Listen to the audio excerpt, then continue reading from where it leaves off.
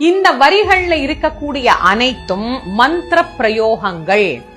மந்திரம் அப்படிங்கிறது என்ன?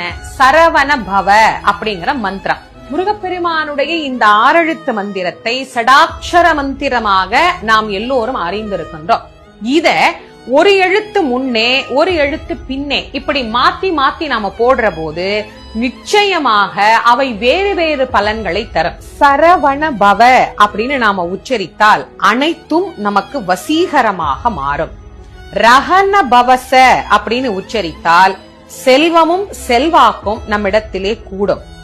ஹனபவ சர அப்படின்னு நாம உச்சரித்தால் நோய் பகை இவை நம்மை விட்டு ஓடோடி போகும். நபவ சரக அப்படின்னு நாம உச்சரித்தால் எதிர்ப்பும் எதிரிகளும் நம்ம இடத்திலே இருக்கவே மாட்டார்கள். எதிரிகளின் தொல்லை நீங்கியே போகும்.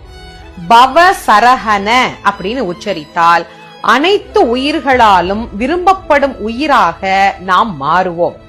வசரஹனப அப்படின்னு நாம உச்சரித்தால் எதிரிகளின் சதி, அவர்கள் தரும் தீமை இவை அனைத்தும் செயலற்று போகும்.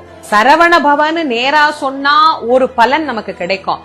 அதையே ஒவ்வொரு எழுத்தையும் மாத்தி மாத்தி மாத்தி மாத்தி சொல்லும் போது இவ்வளவு பலன் நமக்கு கிடைக்குதா? உண்மையிலேயே கிடைக்கும். ஏன்னா இவை அனைத்தும் மந்திரங்கள்.